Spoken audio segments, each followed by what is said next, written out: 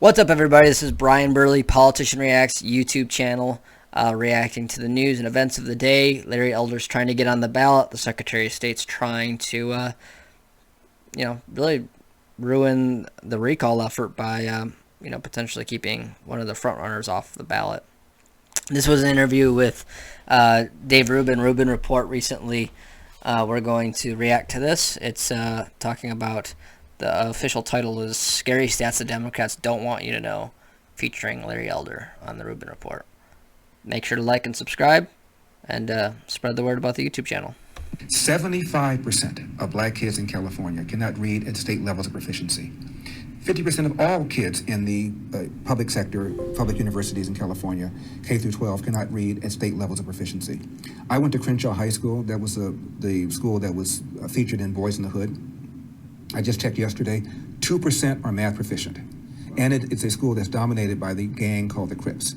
Who the hell sends their kid to a high school where only 2% are math proficient and a school that's dominated by Crips if they can get out? The majority of inner city parents, black and brown, both want choice, but they keep pulling that lever for Democrats that don't give them choice.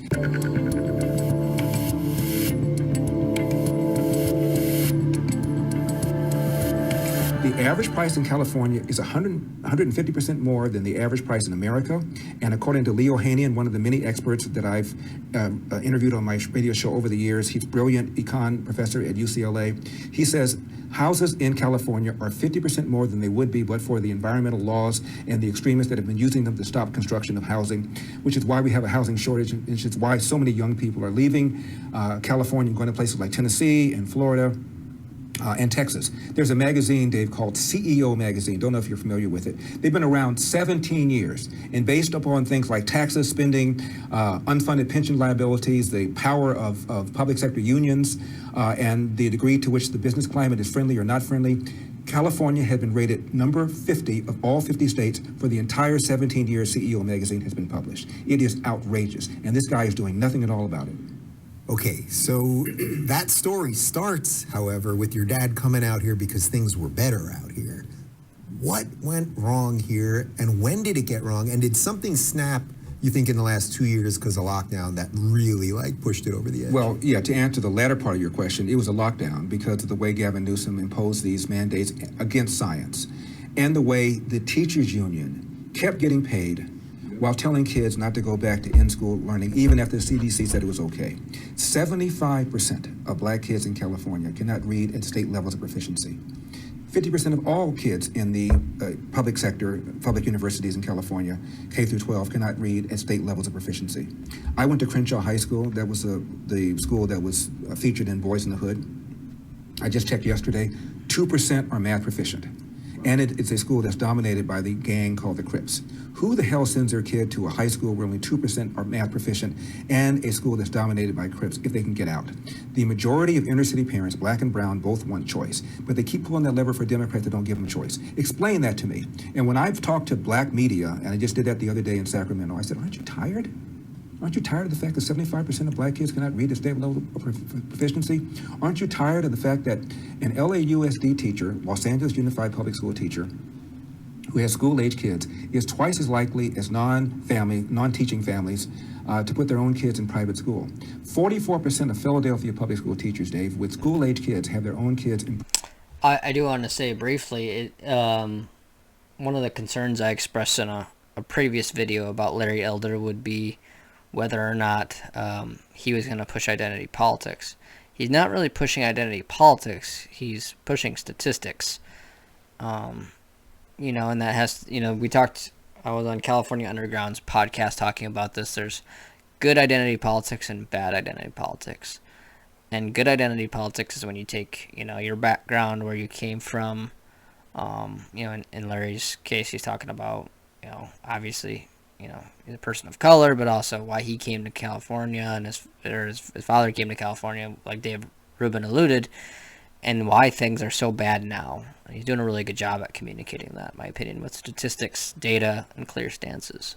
Private school, as opposed to 10% of families nationwide, 6% of black families nationwide. It's the equivalent of opening up a restaurant, putting up a sign and saying, come on in, just don't eat the food. I mean, what are we talking about here? I said, aren't you tired of this? Aren't you tired of bad-mouthing the cops? And the cops are pulling back? And the people who are hurt are the very same people that the left claims that they care about. Aren't you tired of this? So what is that disconnect? I mean, I asked this to basically all my guests at this point. What is the disconnect between voting lefty policies and then not understanding that it's those policies that are doing all the damage? Because people, by and large, are not policy wonks like you and I are. They're not looking at this. They're working. Yeah. They're trying to put food on the table. So people leave and go to Oregon, they go to places, and all of a sudden those states become more left-wing. And they bring their policies with them because they haven't connected the dots. There's a reason why houses are so high. It's called CEQA, the California Quality Environmental Act, that basically stops any project for any reason for almost an indefinite period of time. In preparing for this race, I talked to a lot of developers and contractors. And the stories they told me, Larry, I had a 2,000 home development project all ready to roll. I got sued. I cut it down to 1,000. I got sued. I cut it down to 500. I got sued. Now it's 200 homes 22 years later. I talked to one guy who made all of his money buying gas stations. And when I say talk to, I'm on the phone trying to raise money. 75% of being a politician is raising money. And At least he's honest about that he's doing that. I said, my name's Larry He goes, who? Didn't know who I was. I'm on radio 30 years in California, in every major market, didn't know who I was. Pretty ego settling. A couple of viral videos with that Dave Rubin guy. Tell me about it. He didn't know who you were either. And I said, haven't you seen me on Dave Rubin? He goes, who? And I said, one of the things I'm going to do when I become governor is I'm going to call a state emergency and I'm going to suspend CEQA. And he goes, what's your name? CEQA was suspended for the construction of the Sacramento King Stadium up in Sacramento. For a billionaire, somehow they waive CEQA, but for people that want to build houses. So the average person leaving California doesn't realize that stopping construction, of course, means that there's going to be a surplus, a deficit of homes. Economics 101, supply and demand, and as a result, fewer supply, the demand goes up, and the prices go up. So young people can't get their starter home the way my father was able to do with an 8th grade education, and people are leaving. They don't understand the connection between the declining public schools and the fact that you literally cannot fire a teacher. Derek Chauvin, by the way, however you feel about how that trial turned out, had about 15 serious complaints against him. They couldn't get rid of him. Mm-hmm. Same thing with the teachers. There are 300,000 public school teachers in the state of California. I am told by experts that between 5 and 7% of them are incompetent, which means... I want to talk about the development thing. He's saying that he's going to suspend all rules regarding development. My only concern with that is, local cities have some right over development. We've seen in like Huntington Beach and other areas where like they just don't take any regard for the local code. You have planning commissioners and special interests that make exceptions to the code, and they don't take any regard for the infrastructure. So I agree we need more houses. We have deserts everywhere. We need public transportation. People could have huge houses, maybe 20, 30 minutes from where they work, kind of in the outer skirts of a city that aren't developed yet. But we don't need, high-rises in every city, and that's how developers think. So that's the only issue I have. Developers are not usually... great for California either. The minimum of 15,000 need to be fired. We're fired. Like imagine paying $600,000 for a box in a big high rise. Like you should be paying that for a house at this point. I think it's not realistic in California right now. But if you're going to increase the quantity of and supply of housing, they should be houses and maybe condos and medium density housing, and in bigger cities higher density that already have the infrastructure ready for it. But like you don't need high rises all over the place in areas that don't need it. You need houses in those areas where people can raise kids and have good upbringings. Last year, two, and it took millions of dollars for that to happen, and they end up in the worst schools. I subscribe to Spectrum Cable. It used to irritate me how it defaults to the LA Times channel. I swear to you, that's why I got rid of cable. Because they would, every time you turn on the box, it would send you to their channel. What you had the night before, it's there. But after you're sitting there, you're captive, and every now and then I'm watching this stuff, and when I decided to run for office, it's local, so I wanted to get more into local issues. And the other day, 2 or 3 days ago, there's this black woman who started her own school, and it turns out 2/3 of black parents do not want to send their kids back to LAUSD. They've seen how bad the education was because they were able to watch it online, and they are ticked off. And they believe there is systemic racism, but not the normal kind of systemic racism, because most of the teachers and the administrators are black. Right. They believe the worst teachers and the worst administrators end up in the inner city schools where they need the best teachers and the best administrators, and they believe that's systemic racism. So they want out. I'm the one that wants to give you out. But I'm an Uncle Tom and I'm a sellout? Think about it. Connect the dots. All right, There's a reason for this. It's Okay, pretty so on the dots, straightforward. the dots, I think, in terms of the zeitgeist of America, have been being connected because you've been talking about the family stuff forever, and that you got to stop throwing money at all these things.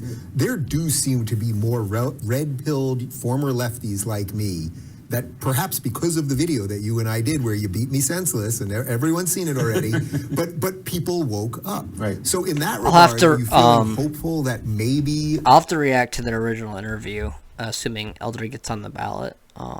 Apparently, it's pretty long. I don't know how I'm gonna go about it, but I think maybe in the next week or two we'll know, and if that's the case, I'll react to that video.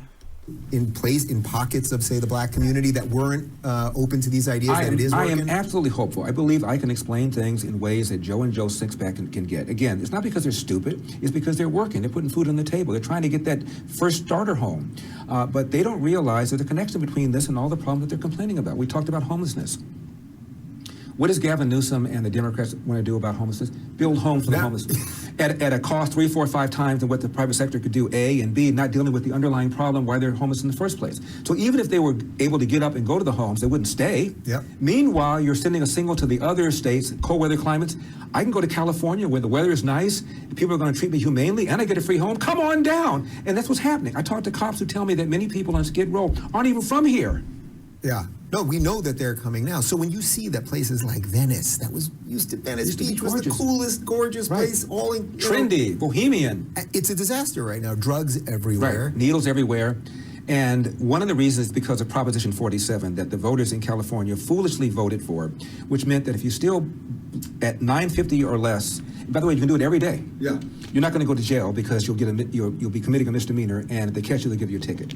The whole point was, and it was a legitimate point, was to get people in treatment because many people who are stealing to support their meth habit. But you take away the stick of going to jail, there's no reason to go to rehab. So the cops are saying, get up and go to rehab. F you, why should I go? What are you going to do to me? Nothing. If you're looking for more honest and thoughtful conversations about politics instead of That was nonstop a yelling, short check clip. out our politics playlist. And if you In between, I know Larry has filed lawsuits with the state of California, so it was in between all that when this was all filed.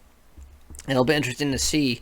This is recorded the night before the 21st. Wednesday the 21st is when they're supposed to verify who is all on the ballot.